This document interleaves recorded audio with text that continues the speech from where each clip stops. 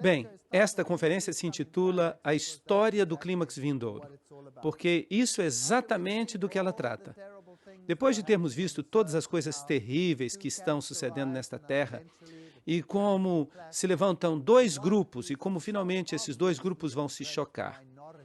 E é tão óbvio que um grupo está na grande maioria, mas eles não têm absolutamente nenhuma possibilidade de obter êxito. Portanto, o que nos resta fazer é ter fé. Lembram-se de Apocalipse 18, 1 a 4?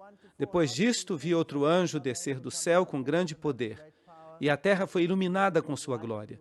E clamou com potente voz, dizendo: Caiu, caiu a grande Babilônia, e se tornou habitação de demônios, e guarida de todo espírito imundo, e moradia de toda ave imunda e aborrecível. Porque todas as nações beberam do vinho do furor da sua fornicação, e os reis da terra fornicaram com ela, e os mercadores da terra se enriqueceram da potência de seus deleites. E ouvi outra voz do céu que dizia: Saí dela, povo meu, para que não sejais participantes de seus pecados, nem recebais uma porção de suas pragas. Assim que, bem pouco antes do fim dos eventos deste planeta, há uma chamada para que saiam de todo o sistema babilônico, do qual nós falamos nestas conferências. E então virá o fim. Isaías 24, 5 diz: E a terra se contaminou com seus moradores, porque transgrediram as leis, falsificaram o direito, quebrantaram o pacto eterno. É isso que eles fizeram. E nós já vimos como eles o fizeram. Vimos como a lei foi alterada, como o catolicismo diz que vale mais do que a Bíblia. E por isso falam: não importa, vamos mudar a lei. E vimos que virá o choque entre os que guardam os mandamentos e os que não os guardam. Estes foram os capítulos que nós estávamos vendo até agora, nestas conferências. Mas vamos tratar dos últimos capítulos do Apocalipse. Mas esses capítulos se apoiam em muitos outros textos da Bíblia, a fim de que mostremos um panorama completo. O que é injusto, continue injusto. E o que é imundo, continue imundo. E o que é justo, pratique a justiça ainda. E o que é santo, santifique-se ainda. Eis que logo venho, e trago o meu galardão comigo para recompensar a cada um segundo sua obra. Portanto, Deus está julgando a humanidade. E mais cedo ou mais tarde, sairá um decreto que dirá: consumado está. Chegou até aqui e não passará disso. Os que tomaram uma decisão pela justiça estão cobertos. Os que tomaram uma decisão em favor da injustiça, eles terão tomado uma decisão eterna. O tempo da graça vai chegar ao fim. Então vamos dar uma olhada na tipologia do Egito, pois ela nos fala sobre o que vai acontecer no tempo do fim. Disse também Faraó: Eis que agora o povo da terra se tornou numeroso, e vós o fazeis cessar das suas tarefas. Êxodo 5:5. Este é um versículo interessante. Faraó está repreendendo a Moisés porque permitiu que o povo descansasse de suas cargas. E a palavra descanso aqui é a palavra Shabbat. Assim que, em outras palavras, o faraó está dizendo: você está dando para o povo um Shabat para suas cargas. O que significa dizer, observar o sábado. Você está fazendo com que essa gente guarde o sábado. E Faraó disse: não guardarão o sábado, trabalharão. E duplicou os seus labores. E disse: não vamos lhes dar mais palhas, eles mesmos vão buscá-las. Nada de sábado. E qual foi a reação de Deus? Quando o faraó fez uma lei que proibia que o povo de Deus observasse o sábado, o que aconteceu? Vieram as pragas. Vi no céu outro sinal, grande e admirável. 7 anjos que tinham as 7 últimas pragas, porque com elas se consumava a ira de Deus. Apocalipse 15:1. Assim que, evidentemente, nesse tempo, depois que estas leis forem feitas, e depois que tenham sido decretadas, as pragas virão. No Egito foi feita uma lei proibindo que as pessoas observassem o sábado. E quando essa lei foi feita e foi implementada, vieram as pragas. Naquele momento houve 10 pragas, porque era uma tipologia. Mas agora são 7 pragas. Este é o último evento. E isto significa que nenhuma dessas pragas afetará o povo de Deus. E então virá o tempo do fim. Portanto, a pergunta é, como vai ser esse fim? O que ensina a Bíblia? O que ensina o mundo? Vamos ver que o que o mundo ensina é exatamente o contrário do que a Bíblia ensina. E é um fenômeno muito estranho.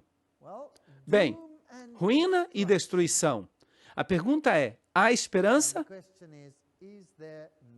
Bem, se não houvesse, não poderíamos sorrir. Vejamos Tito 2,13. Aguardamos a esperança bem-aventurada e a manifestação gloriosa do nosso grande Deus e Salvador Jesus Cristo. Esta é a esperança, e é a única esperança que temos. Esta é a solução para o problema. Agora, como será quando Jesus vier?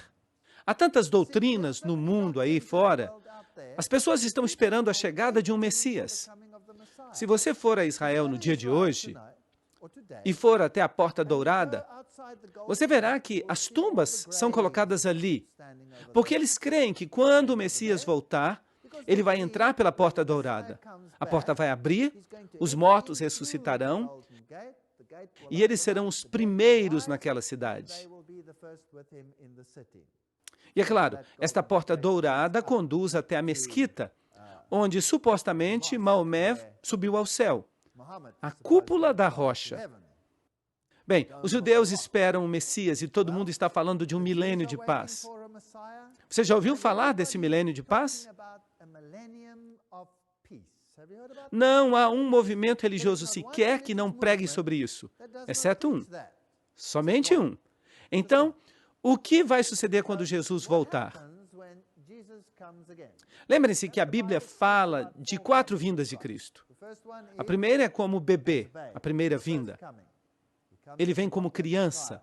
A virgem dará à luz um filho, Isaías 7,14.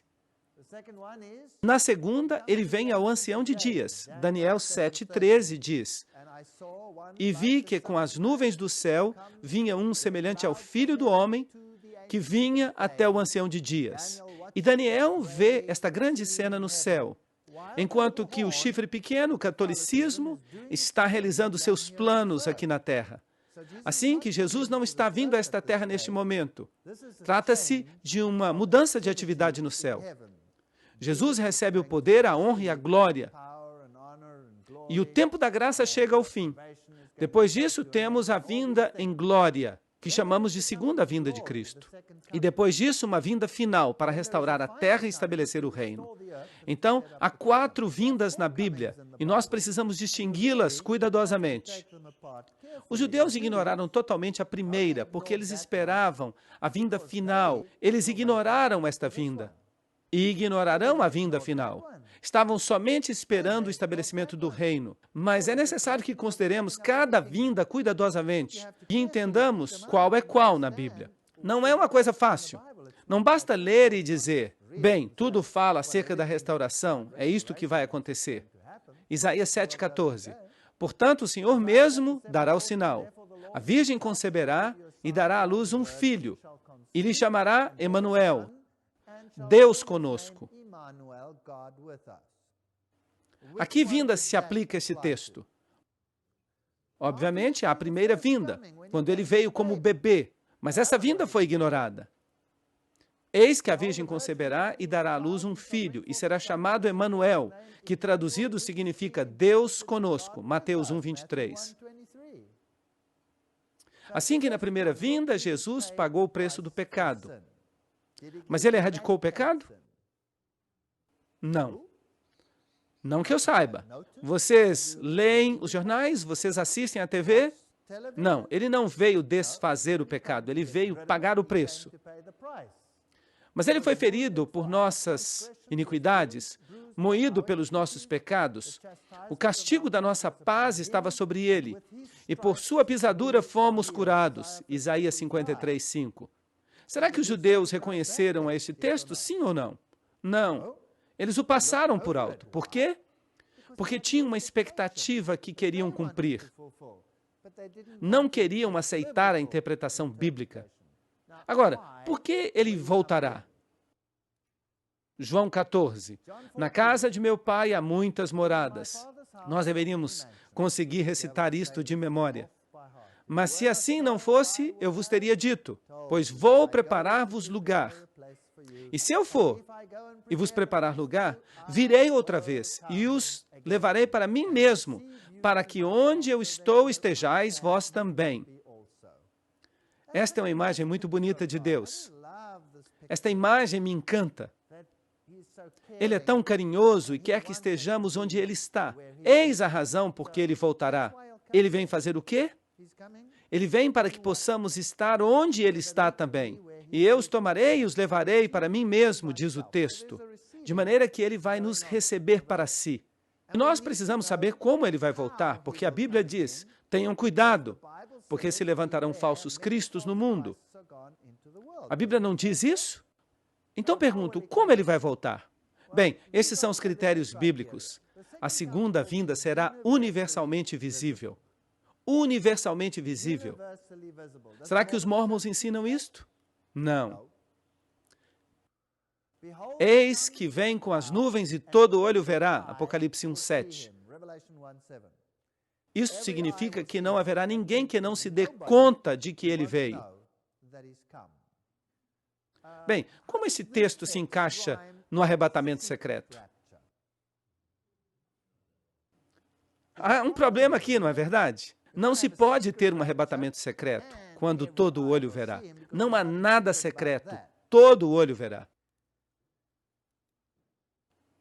Porque como o relâmpago que sai do Oriente e se mostra até o Ocidente, assim será também a vinda do Filho do Homem. Mateus 24:27. Há algo secreto mencionado neste verso? Não creio. Parece bastante visível.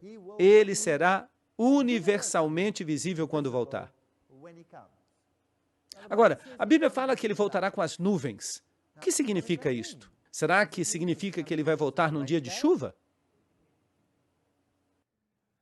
Aquele que faz das nuvens a sua carroça, aquele que anda sobre as asas do vento. Salmo 104:3. Se considerarmos o paralelismo hebraico neste versículo, as nuvens servem, então, de sua carroça. Os carros de Deus são 20.000 e vários milhares de anjos. O Senhor entre eles, como no Sinai, assim também no santuário. Salmo 68:17. Então, o que ensina o paralelismo hebraico? Jesus vai voltar com os anjos. Quando ele voltar, ele vai voltar com a glória de todos os seus anjos. E quantas pessoas o verão? Todo olho verá. Como o relâmpago brilha desde o oeste, assim será a vinda do Filho do Homem. E verão o Filho do Homem voltando nas nuvens do céu com poder e grande glória. Mateus 24:30. Percebem o quadro? Portanto, isto significa que Jesus voltará com seus anjos. É isto que significa. E quando se manifeste o Senhor Jesus no céu com os anjos do seu poder. 2 Tessalonicenses 1:7. Devemos observar todos estes textos, alinhá-los uns com os outros, para que não sejamos enganados e possamos compreender exatamente o que vai acontecer quando ele voltar. Mateus 25:31 diz, quando o Filho do Homem voltar em sua glória. E quantos anjos? Todos os anjos. Todos os santos anjos com ele. Então se sentará em seu trono de glória. Assim que quando Jesus voltar, todos os anjos estarão com ele. Quantos vão ficar no céu? Nenhum. Todos vêm a esta terra. Isto é, trilhões de trilhões de trilhões de anjos. Um espetáculo incrível. Isto sim vai ser algo inacreditável.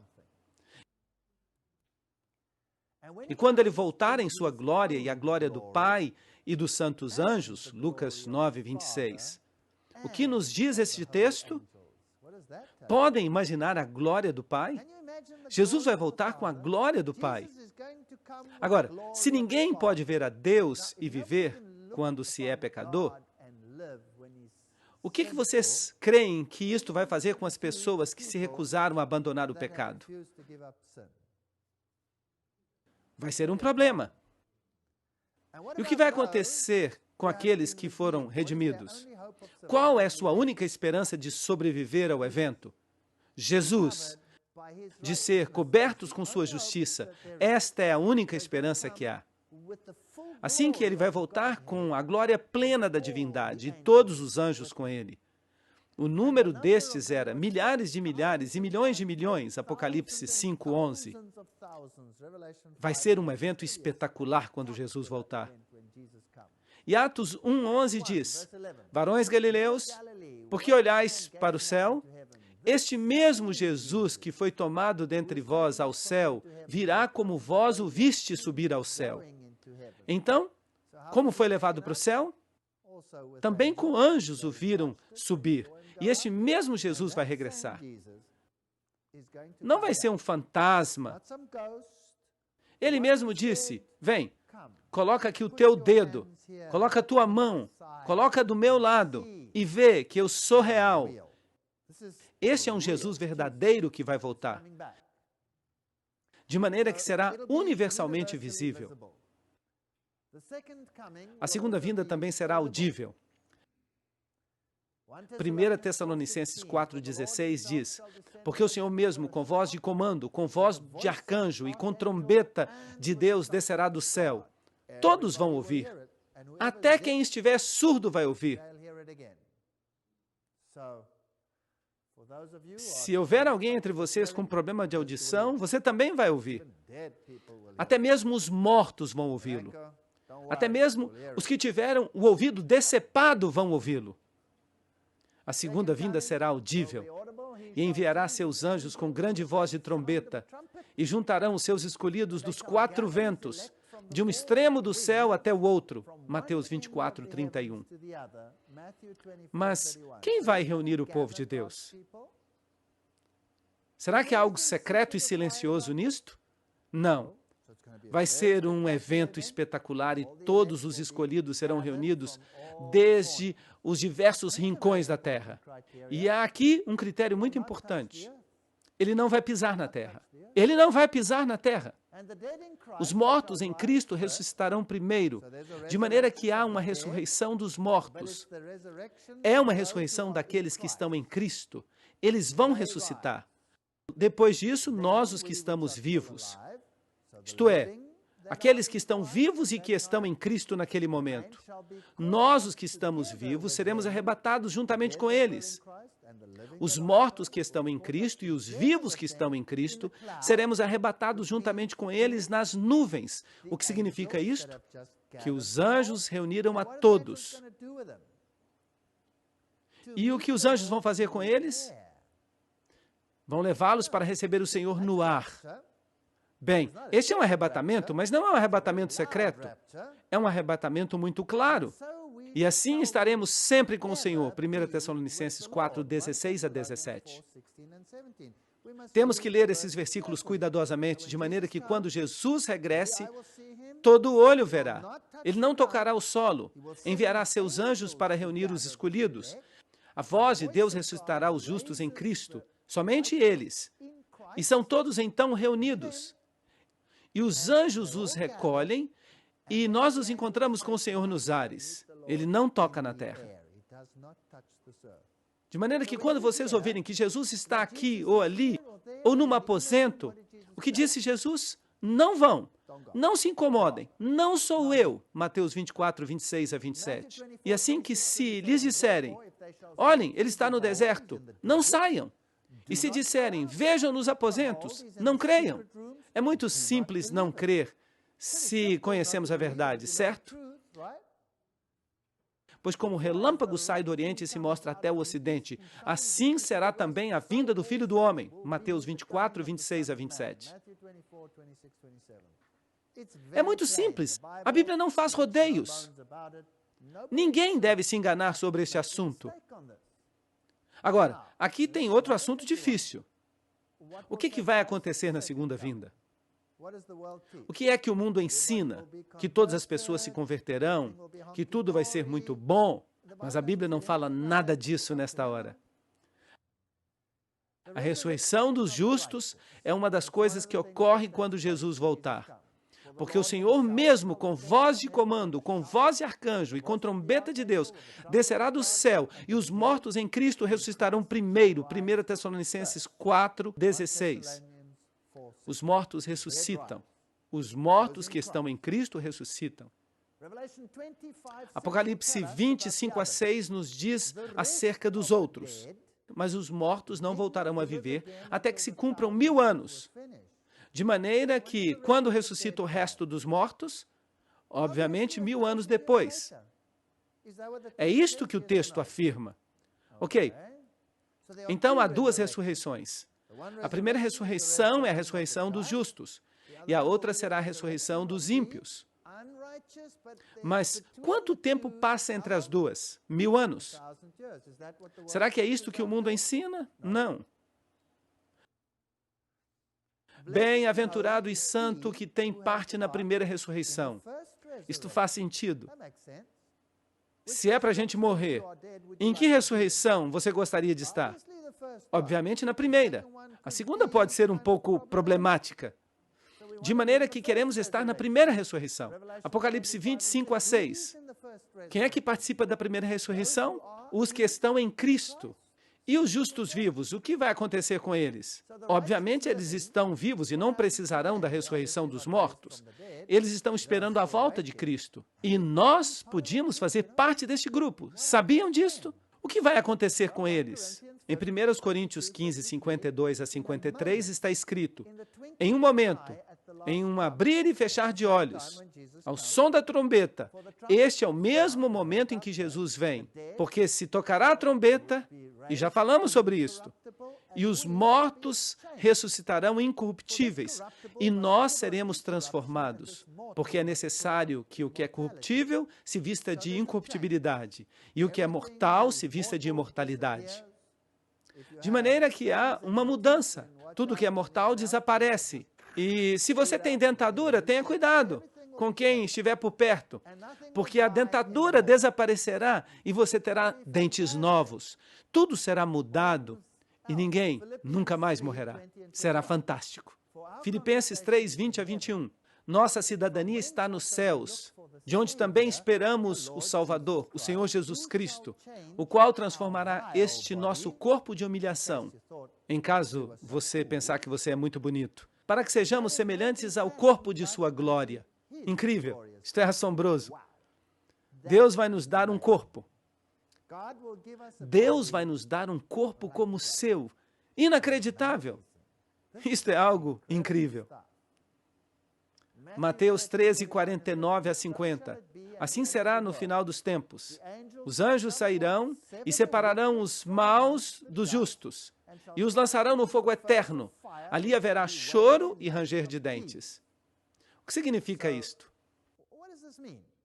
Mateus 13:49-50. A primeira coisa que vemos ali é que há uma separação.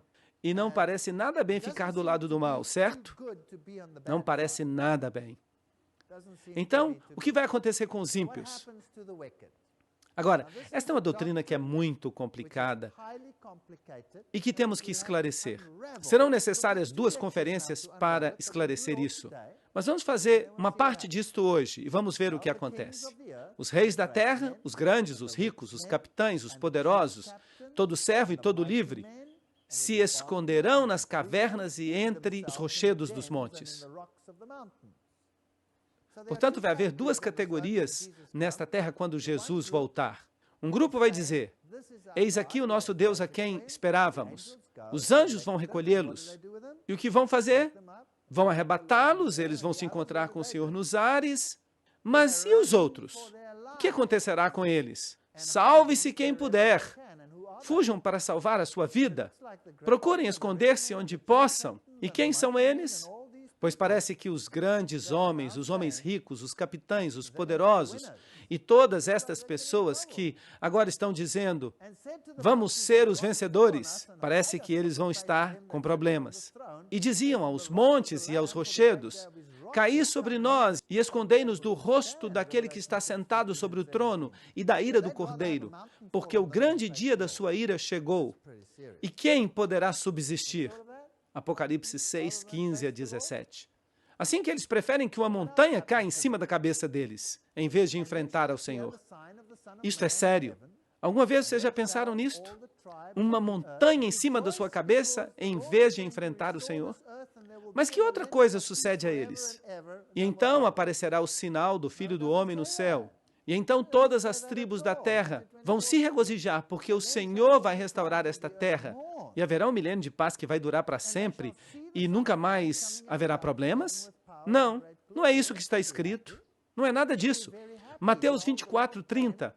E então lamentarão todas as tribos da terra e verão o Filho do Homem vindo sobre as nuvens do céu com poder e grande glória. Eles não vão ficar felizes. Eles vão ficar muito infelizes. Eis aqui, vem o Senhor com seus santos, dezenas de milhares, para fazer o quê? Para fazer juízo contra todos e condenar a todos os ímpios de todas as suas obras ímpias que fizeram impiamente e de todas as coisas duras que os pecadores ímpios falaram contra ele. Nesta série, falamos sobre um ataque violento e total. Contra quem? Contra Jesus. Nós vimos algumas coisas ímpias que falaram sobre ele. Bem, haverá um dia de juízo. Eles podem até pensar que são os vencedores, mas este texto diz o contrário. Os versículos 14 e 15 de Judas nos dizem que eles estão com problemas. Eles vão ser condenados, vai haver um juízo. Não há nenhuma razão para que eles fiquem felizes. E não há nenhuma conversão aqui. Trata-se de um juízo que é levado a cabo. Próximo está o grande dia de Jeová, muito próximo. É amarga a voz do dia de Jeová. Gritará ali o valente. Será um dia de ira aquele dia, um dia de angústia e de aperto, um dia de isolamento, dia de trevas e escuridão, dia de nuvens e escuridade. Sofonias 1, 14 a 15.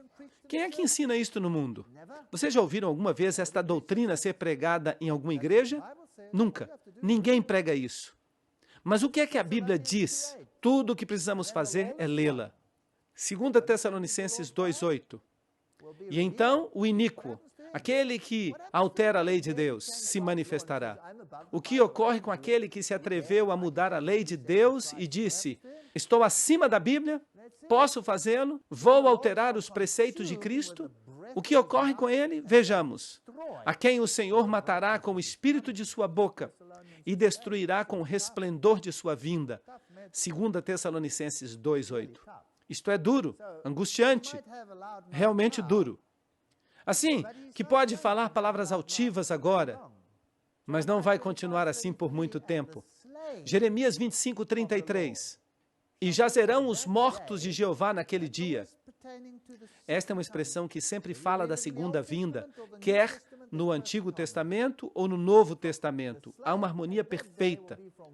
Os mortos, naquele dia, desde um extremo da terra até o outro, não receberão luto, não serão recolhidos, não serão enterrados, como esterco ficarão sobre a face da terra. Jeremias 25:33. Por que não serão recolhidos? Não há ninguém para recolhê-los. Por que não vão ser sepultados? Porque não há ninguém para sepultá-los. Onde estarão aqueles que poderiam sepultá-los? Terão ido embora. E não vai ser nada secreto. Percebam que eu só estou lendo a Bíblia. Tudo o que estou falando é bíblico. Vou consumir totalmente todas as coisas da terra, diz Jeová. Consumirei tanto o homem quanto o animal. Vou consumir as aves dos céus e os peixes do mar e as pedras de tropeço para os ímpios. E cortarei o homem da face da terra, diz Jeová. Será que os animais pecaram? Por que é que o Senhor vai destruir todos os animais também? Por causa do pecado que estão sofrendo. Os animais se degradaram, se tornaram enfermos. Se vocês já estudaram a paleontologia, vocês sabem que os animais eram enormes no passado. Tudo era muito mais grande do que é hoje. E eu aposto que nenhum cachorro padecia as enfermidades que agora padecem. Não creio que os animais sofressem naquela época como sofrem agora. Em sua misericórdia, Deus vai pôr um fim em toda a criação. Então, quem é que vai ficar vivo nesta terra quando Jesus voltar? Ninguém. Exceto uma pessoa.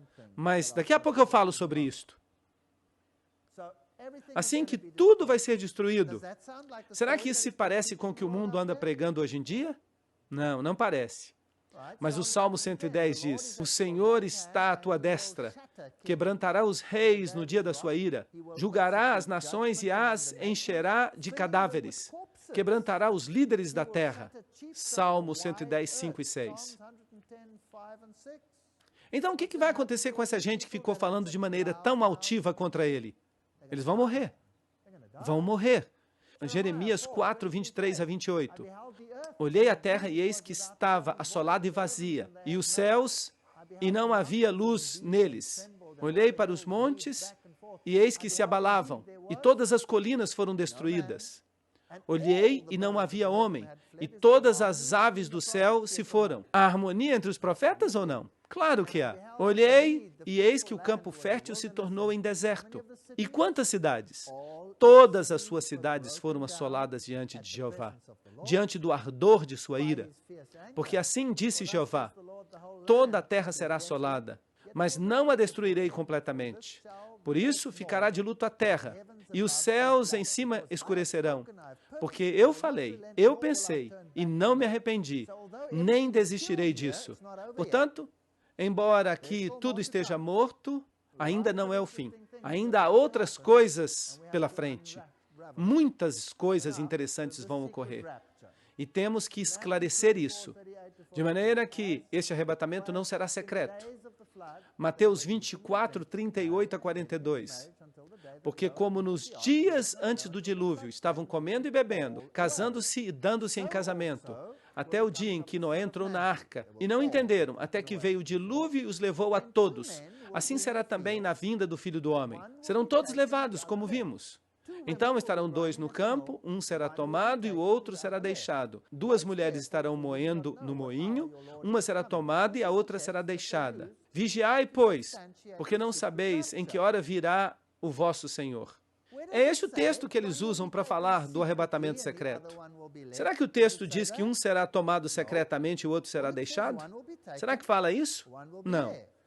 Tudo o que diz é que um será tomado e o outro será deixado. Em outras palavras, o que acontecerá com o justo? Anjos o recolherão e o levarão para onde? Para se encontrar com o Senhor nos ares. E o ímpio? O que acontece com ele? Ele fica aqui e será morto. É só isso. Não há um arrebatamento secreto aqui. Será que existe alguma falta de harmonia entre isto e o que lemos? Não. Os dispensacionalistas afirmam que o anticristo se levantará depois do arrebatamento secreto. Mas a Bíblia claramente ensina que este poder vai surgir da igreja e não depois da igreja. 1 João 2, 18 e 19. Filhinhos, esta é a última hora. E conforme ouvistes que o anticristo vem, assim, agora, surgiram muitos anticristos. Por isto sabemos que este é o tempo do fim. Saíram dentre nós, mas não eram de nós. Porque se tivessem sido de nós, teriam permanecido conosco. Mas saíram para que se manifestasse que nem todos pertencem a nós. Portanto, se o dispensacionalismo ensina que o anticristo virá no futuro e que não virá de dentre os cristãos, mas de outra sociedade que vai perseguir os judeus, é isto que afirmam, isto não é bíblico, não é bíblico. Em todo caso, o anticristo não vem no futuro. Ele surgiu, como já vimos, desde a época romana. Ele sai da quarta besta, ele sai de Roma. De maneira que o dispensacionalismo não pode estar correto, porque não é bíblico. Mas vocês sabiam que praticamente todos os pentecostais e todos os batistas ensinam isto? Mas não é bíblico. Não existe um evangelho da segunda oportunidade. O arrebatamento secreto ensina um evangelho de segunda oportunidade. Ensina que aqueles que estão em pecado receberão outra oportunidade, de maneira que está estabelecido para os homens que morram uma única vez, e depois disso, o juízo. Não existe uma segunda oportunidade, é isto que diz Hebreus 9, 27. É agora ou nunca. Deixe o homem ímpio o seu caminho e o homem iníquo os seus pensamentos e volte-se para o Senhor. o qual dele terá misericórdia, e para o nosso Deus, o qual é amplo para perdoar. Isaías 55, 7. Não há aqui uma múltipla escolha. O justo e o ímpio se revelam ao mesmo tempo. Deus é justo. Ele dará aflição como castigo aos que nos perseguem e dará alívio aos que sofrem, e a nós também. Isto vai acontecer quando o Senhor Jesus se revelar no céu, com fogo ardente, com seus anjos poderosos. Será que há aqui uma segunda oportunidade? Sim ou não? Será que haverá um arrebatamento secreto? Será que ele é bíblico? Sim ou não? Decidam com base no texto bíblico. Ele está aí, é simples. A Bíblia não pode mentir. Deixai crescer juntamente um com o outro até a colheita. E no tempo da ceifa eu direi aos ceifeiros: recolhei primeiro o joio e atai-o em feixes para ser queimado. Depois recolhei o trigo para levá-lo ao meu armazém. Mateus 13, 30. Será que isso é um arrebatamento secreto com uma segunda oportunidade? Não. Tudo acontece quando o Senhor volta. Assim que praticamente quase todo mundo protestante está ensinando uma doutrina jesuíta, a ideia de Alcácer e Rivera, com o futurismo, o preterismo. As duas doutrinas começadas pelos jesuítas, as duas são ensinadas no mundo protestante. Elas não são bíblicas, são uma mentira flagrante para enganar as pessoas de modo que não obedeçam aos preceitos de Deus. O arrebatamento não é secreto. O povo de Deus, aqueles que lavaram as suas roupas no sangue do Cordeiro, têm que passar pela tribulação. Eles não serão arrebatados antes dela. E eu pergunto, será que os israelitas foram arrebatados quando as pragas caíram sobre eles? Não. Eles estavam ali e viram uma diferença entre eles e os outros. E logo eles foram levados. E o que sucedeu a Faraó e a seu exército? Foram destruídos. Esta é uma tipologia. É uma pequena representação de uma realidade maior no final dos tempos. Então um dos anciãos falou, dizendo: estes que estão vestidos com vestiduras brancas, quem são? De onde vieram? E eu disse: Senhor, tu sabes. E ele me disse: estes são os que saíram da grande tribulação e que lavaram suas roupas e as embranqueceram no sangue do Cordeiro. Apocalipse 7, 13 a 14. Eles têm que passar pela tribulação. Não estão a salvo da tribulação. O arrebatamento secreto ou a teoria do arrebatamento ensinam que os cristãos serão liberados da tribulação, que eles serão arrebatados. Mas isto não é bíblico, como podem ver. Este é o Senhor a quem esperamos. Nós desfrutaremos e nos alegraremos em sua salvação. Isaías 25, 9. Dois grupos. Um gemendo e o outro se regozijando. De maneira que não há arrebatamento secreto. Há uma vinda gloriosa do Senhor. E há uma destruição dos ímpios vivos. Mas e os vivos que estiverem mortos? Permanecerão mortos. Que, de fato, não é uma maneira estranha de dizer isso, certo? Os mortos que morreram em pecado permanecerão mortos. Por quanto tempo? 1000 anos. E quais são os sinais da sua vinda? Guerra e angústia entre as nações, terremotos. Será como nos dias de Noé, o evangelho será pregado em todo o mundo, haverá tribulação, falsos cristos se levantarão, e haverá sinais no sol, na lua e nas estrelas. Nós já vimos muitos desses sinais nestas conferências e nos nossos temas. Em Mateus 24, 2 a 3, é Jesus quem fala. Vem tudo isto? De certo vos digo, que não ficará pedra sobre pedra que não seja derribada. Isso era uma tipologia do que ia acontecer na terra. Deus vai fazer uma destruição completa. E estando ele sentado no Monte das Oliveiras, os discípulos se aproximaram, dizendo: diz-nos, quando serão estas coisas e que sinal haverá da tua vinda e do final dos séculos? Mateus 24. De que maneira estava o templo? Esta é uma réplica do templo. Quando foi destruído por Tito, começaram a queimá-lo e se supunha que ele deveria ser preservado. Mas dispararam flechas de fogo e ele queimou como palha. O ouro derreteu, escorreu para baixo, entre as pedras, e depois que os incêndios terminaram, os soldados rasparam cada uma das pedras para recolher os metais fundidos. Aqui está o menorá, um emblema dele no arco de Tito, quando os escravos o estavam levando de volta a Roma. Próximo está o grande dia do Senhor. Próximo, às portas. É amarga a voz do dia do Senhor. Gritará ali o valente. Dia de ira será aquele dia. Dia de angústia e de aperto. Dia de alvoroço e isolamento. Dia de trevas e obscuridade. Dia de nuvens e escuridão. Não vai ser um dia agradável. Então haverá sinais no sol, na lua e nas estrelas, e na terra angústia das gentes, confusas por causa do bramido do mar e das ondas. E os homens desmaiarão de terror. Não será um momento alegre. Lucas 21, 25 a 26. Mateus 24, 7. E se levantará nação contra nação e reino contra reino. Este é um texto interessante. E haverá pestes e fomes e terremotos em vários lugares. Nação contra nação, reino contra reino. A palavra nação no original é a palavra etnos. Conseguem ver? Grupo étnico contra grupo étnico. E depois, reino contra reino. Isso fala de nações com fronteiras definidas. Sim, haverá guerras entre as nações, mas dentro das nações haverá etnos contra etnos, ou seja, etnias contra etnias. Aqui, os Tutsis e os Hutus, e terríveis conflagrações, e o ódio que vai sendo construído entre as raças e entre as culturas e todas essas coisas. Tudo isso vai ocorrer nos últimos dias. Em Cristo temos que nos elevar acima destas coisas. Não há negro, não há branco, não há amarelo, não há nação, não há nada. Somos todos irmãos e irmãs em Cristo. Mas só em Cristo isto pode funcionar. Não pode funcionar entre os seguidores de Lúcifer.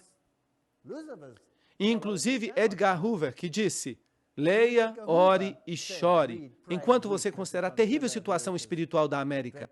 Vosso ouro e vossa prata estão mofados, e o seu mofo testemunhará contra vós, e devorará completamente a vossa carne como fogo. Haveis acumulado tesouros para os dias vindouros. Assim que haverá calamidades econômicas. Eis aqui clama o salário dos obreiros que ceifaram vossas terras, que por causa de dolo não foi pago por vós. E os clamores dos ceifeiros chegaram até os ouvidos do Senhor dos Exércitos. Calamidades econômicas, problemas com o trabalho, empregos numa era de insegurança, falsos cristos, falsos profetas, grandes sinais, maravilhas. Nós já fizemos conferências completas sobre tudo isso. As aparições do Maitreya, as visões marianas, tudo isso.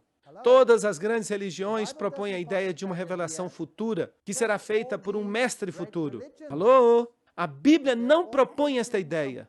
Somente estas grandes religiões, mas elas todas estão ensinando algo contrário à Bíblia. Os cristãos esperam pelo regresso de Cristo. Os budistas buscam a chegada de outro Buda, o Senhor Maitreya. Enquanto que os muçulmanos esperam o Imam Mahdi, os hindus uma reencarnação de Krishna e os judeus o Messias. Todos vão ter uma grande surpresa, porque nada disso vai acontecer. Mas quando o Senhor vier, eles vão saber. Considera isto, que nos últimos dias haverá tempos perigosos, haverá homens amantes de si mesmos, avarentos, presunçosos, soberbos, blasfemos, desobedientes aos pais, ingratos, ímpios, sem afeto natural, desleais, caluniadores, intemperantes. A lista é simplesmente interminável. Cruéis, enfatuados, amantes dos prazeres, terão aparência de piedade, mas negarão a sua eficácia. Em vez de paz universal, haverá armas universais. E muitos se ofenderão e vão trair uns aos outros. E haverá ódio entre eles. Mateus 24, 10. Isto é o pior de tudo. Sabem que este evangelho vai causar divisão? Conseguem perceber isso? Será tão divisivo que algumas pessoas vão se defender e vão ser traídas e acabarão na prisão. A polícia vai ficar fora de controle. Você acha que você vai estar seguro quando estiver na prisão? Eu não creio. Se Deus não estiver com você, você não será salvo. Você se lembra daquele massacre no Japão, quando mataram várias pessoas com gás? A terra vai ficar amarrotada como uma vestidura. Haverá calamidades econômicas, haverá calamidades ecológicas, dilúvios, furacões, tormentas, grandes catástrofes. E será que no meio desta tormenta você vai encontrar o amor de Jesus?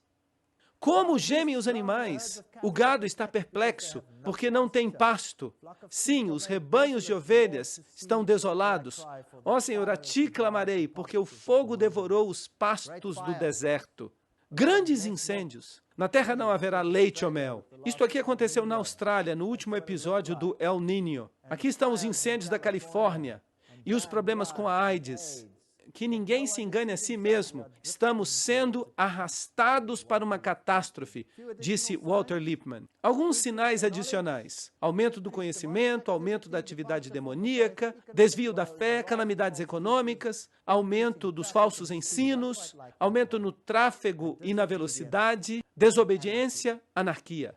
Mas tu, Daniel, sela as palavras e fecha o livro até o tempo do fim. E em breve, o saber se multiplicará. A palavra de Deus ficará clara. Também haverá conhecimento literal, que incrementará. E isso vai contribuir para a difusão do Evangelho. E haverá muitos espíritos imundos e rãs, e todos estes animais e falsos profetas, e todas estas coisas estranhas quando o Senhor voltar. São espíritos de demônios que operam milagres. E eu gosto da passagem de Naum 2:4. Os carros se precipitarão às ruas, e o seu aspecto será como tochas acesas. Correrão como relâmpago. Será que Naum estava falando dos carros antigos? Não creio. Me parece que ele viu um carro como este, tráfego rápido. Tende paciência até a vinda do Senhor. Tende também paciência. Confirmai o vosso coração, porque a vinda do Senhor está próxima. São Tiago 5:7-8. Quando estas coisas começarem a suceder, levantai-vos e erguei a vossa cabeça, porque a vossa redenção se aproxima. Lucas 21:28. O Senhor virá em breve, e nós veremos isto em mais detalhe na próxima parte.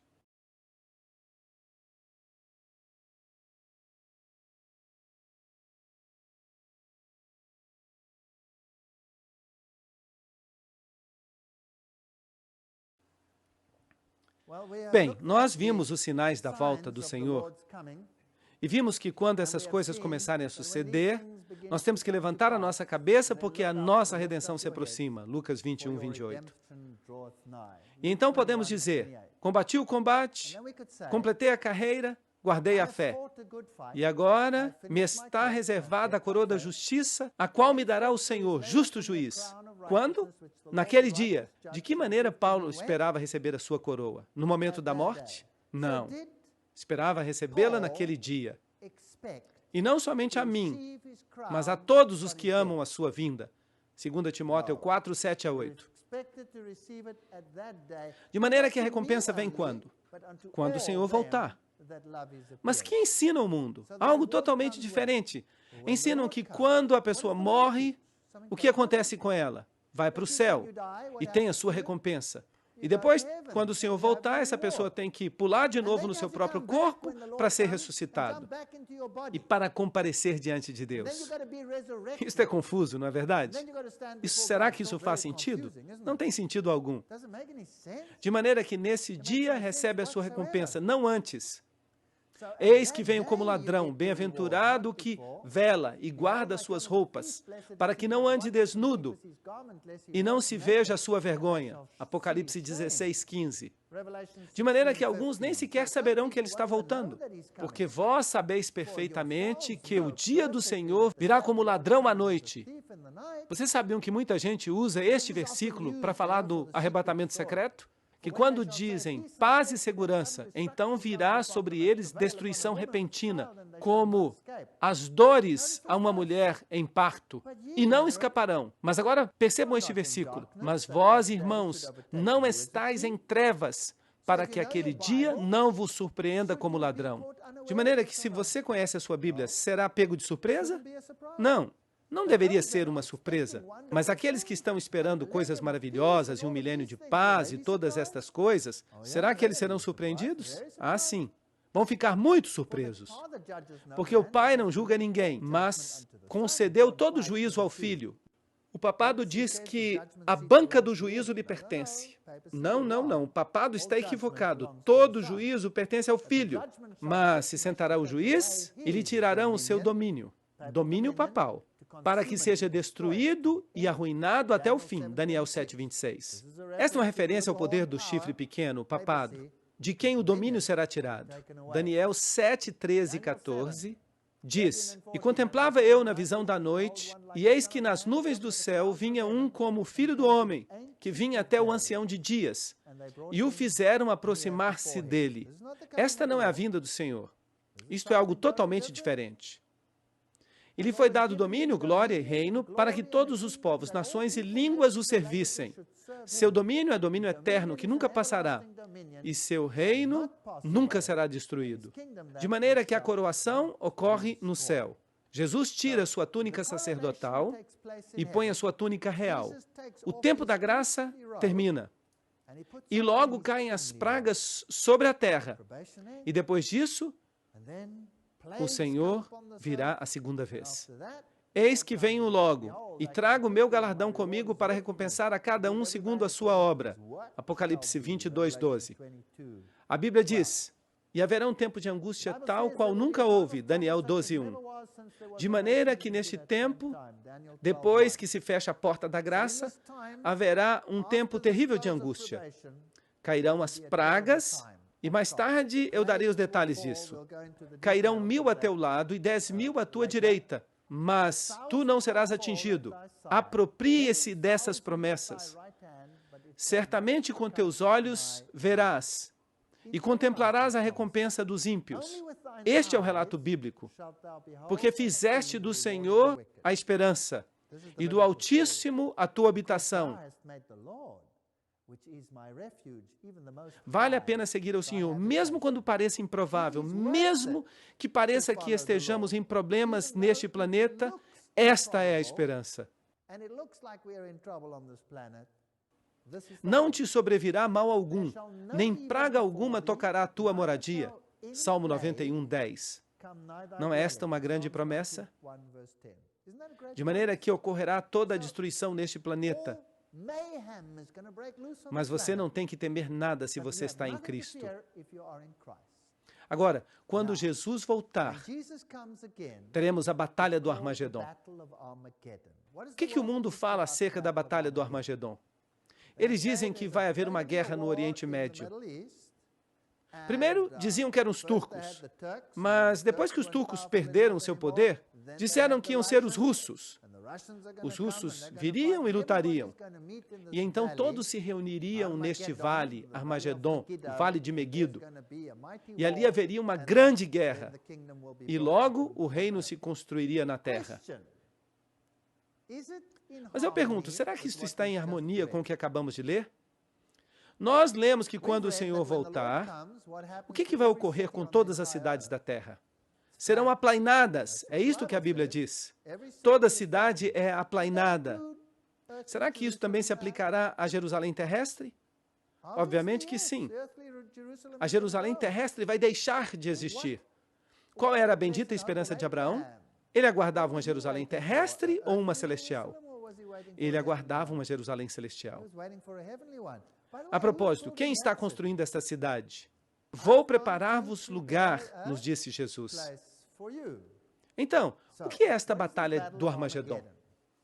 Os reis da terra em todo o mundo são reunidos no lugar que em hebraico se chama Armagedon, Apocalipse 16, 14 e 16.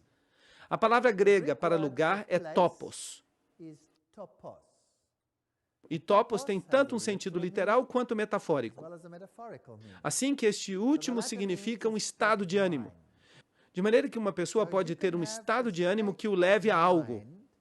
Portanto, Satanás vai incluir um estado de ânimo nas pessoas do mundo que os vai forçar a buscar a morte daqueles que se recusam a obedecer suas ordens. Será que isso faz sentido? Porque topos significa também um estado de ânimo. Joel o chama de Vale de Jeosafá. Ok. Zacarias declara que as nações se reuniriam em Jerusalém, no sentido em que elas lutariam contra o povo de Deus. Reunirei a todas as nações e as farei descer ao Vale de Josafá. Joel 3, 2. Porque eu reunirei a todas as nações para combater contra Jerusalém. Zacarias 14, 2. Será que a Bíblia está se contradizendo? Não creio. Vejam que o que a Bíblia está fazendo aqui é descrever uma tipologia. O Vale de Josafá é o lugar onde Deus interveio e lutou em favor dos filhos de Deus. E Jerusalém é um tipo do povo de Deus. Deus intervirá e lutará em favor do povo de Deus. E quem vai destruir o ímpio com o resplendor de sua vinda? Jesus. Serão os russos? Não. O Senhor os matará com o resplendor de sua vinda. E não algum poder anticristo que vai ser conquistado em algum lugar do Oriente Médio. O sexto anjo derramou a sua taça sobre o grande rio Eufrates, e a água dele secou, para que estivesse preparado o caminho dos reis do Oriente. Apocalipse 16, 12. Será que eles são os russos ou os turcos? Quem quer que sejam, não está em harmonia com o resto da Bíblia. Agora, aqui está o Vale de Meguido. E ali mais acima, Acabe tinha sua fortaleza. E este foi um dos currais onde se atavam os cavalos, onde eles podiam comer e beber ou fazer o que quisessem. Ali havia cisternas com água, e ali foram travadas grandes guerras. Portanto, este Vale de Meguido é um lugar muito interessante. E quando você está no Vale de Meguido, há um monte que aparece proeminentemente. É o Carmelo. E foi no Carmelo que se tomou a decisão quando Elias disse: escolhei hoje a quem sirvais. Este é o Vale da decisão. Ali, naquela descida. Cheguemos-nos juntos a juízo. Quem suscitou do Oriente aqueles cujos passos a vitória acompanha? Quem faz que as nações se lhe submetam e que ele domine sobre reis? Ele os entrega a sua espada como pó e ao seu arco como pragana arrebatada pelo vento. Do que Isaías está falando aqui? Quem é este rei do Oriente? É o Messias. É Jesus. Sim, é o Messias. Estamos absolutamente seguros disso? Vamos confirmar. Está aqui em Ezequiel 43, 1 a 2. E me levou logo à porta, a porta que dá para o Oriente. E aqui, a glória do Deus de Israel, que vinha do Oriente. Com quem vem? Vem com todos os seus anjos e vem com a glória do Pai, assim como também com sua glória. E o ruído era como o ruído de muitas águas, e a terra resplandecia por causa de sua glória. Quem são estes reis do Oriente que vêm? Jesus e seus anjos. Esta é a única solução em harmonia com a Bíblia que se pode encontrar. Eis que vem o Senhor com suas santas dezenas de milhares para fazer juízo contra todos. Não vai acontecer um Armagedon literal, com todas as nações do mundo reunidas em um vale pequeno. Elas não caberiam ali em primeiro lugar. Mas ele vai condenar a todos os ímpios de todas as suas obras ímpias que haviam feito impiamente e de todas as coisas duras que os pecadores ímpios falaram contra ele. Judas 14, 15. É isto que vai acontecer.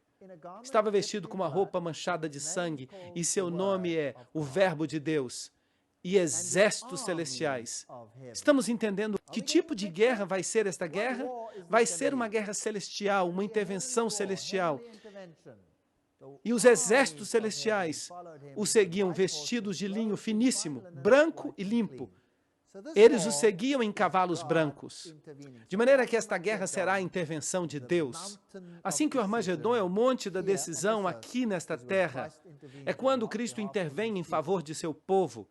De sua boca sai uma espada aguda para ferir com ela as nações. E ele as regerá com cetro de ferro.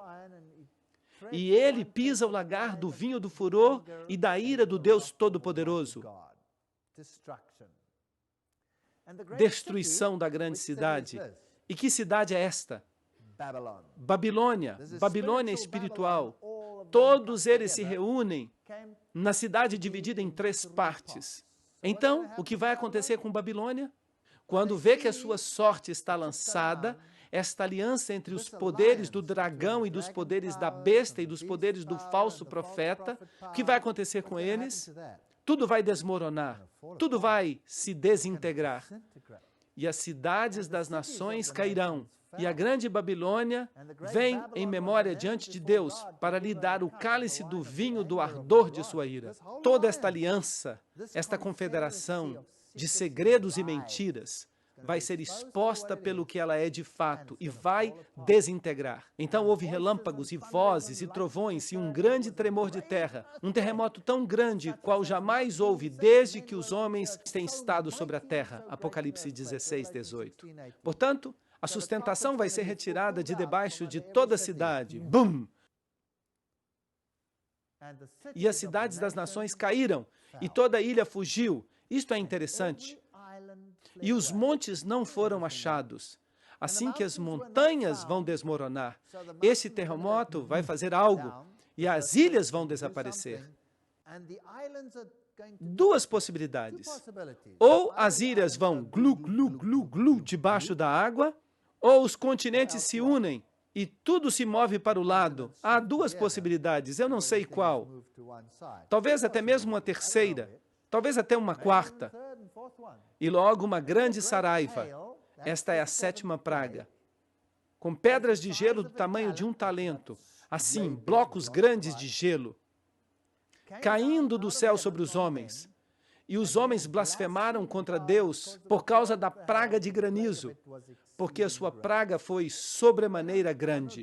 Não honram a Deus porque estas pessoas que são afetadas por esta praga final não reconhecem, assim que blasfemam.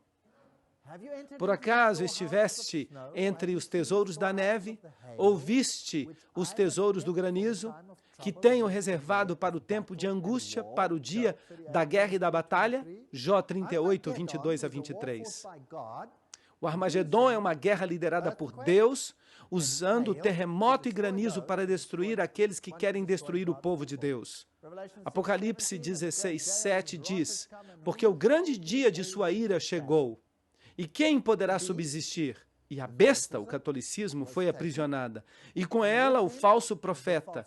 Este foi tomado, e os dois foram lançados vivos dentro de um lago de fogo que arde com enxofre. E os demais, quem são eles? Os reis da terra, os comerciantes, todos os demais foram mortos com a espada que saía da boca daquele que montava o cavalo. Apocalipse 19, 20 a 21. Ok, quem está faltando nessa tríade que acabamos de ler? O dragão não está aí. O dragão são as forças demoníacas que reuniram as pessoas em toda esta união espírita. Ele não está aí. A besta, o catolicismo e o protestantismo apóstata entraram em aliança e todas as forças babilônicas são destruídas, mas as forças demoníacas permanecem. Certamente, Senhor Deus Todo-Poderoso, os teus juízos são verdadeiros e justos, Apocalipse 16, 7. Mas os outros mortos, lembram-se? Não ressuscitaram até que se cumprissem os 1000 anos. Esta é a primeira ressurreição, Apocalipse 25. A propósito, isto parece um pouco estranho. Esta é a primeira ressurreição. Você deve recordar que o Apocalipse está escrito como um quiasma. E estamos lendo de trás para frente, de maneira que as ideias são de trás para frente.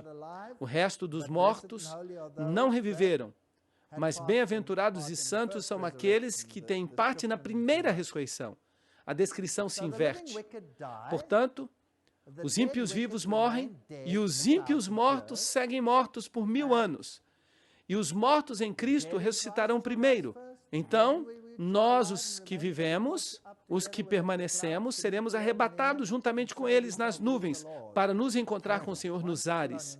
E assim estaremos sempre com o Senhor. Assim que os justos vão para o céu, os justos mortos, os justos vivos, trasladados ao mesmo tempo, eles sobem, o resto está morto. Portanto, os justos mortos, junto com os justos vivos, são trasladados para encontrar com o Senhor nos ares. Isto é bíblico? Sim. E ali passam seu tempo futuro com Deus. E o que é que vão ficar fazendo? Bem, vamos ver. E se dirá naquele dia, este é o nosso Deus, a quem esperávamos. E Ele nos salvará. Nós nos regozijaremos e nos alegraremos em sua salvação. Isaías 25, 9. Ou você pertence ao grupo que vai se regozijar, ou pertence ao grupo que chora e se lamenta. 2 Timóteo 1,12.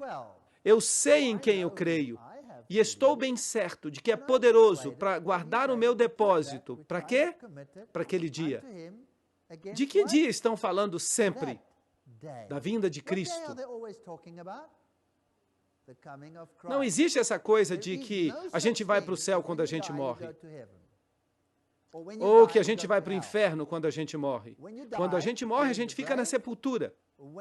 E quando somos ressuscitados, ou fazemos parte da ressurreição da vida, ou da ressurreição da morte. Uma das duas. Agora, vamos continuar com este relato e vamos ver o panorama mais amplo do que vai acontecer durante o milênio. Que história é essa do inferno? Vamos tratar disso em detalhes. Existe ou não existe? E depois disso, vamos ver o que vai acontecer na ressurreição final do reino de Deus.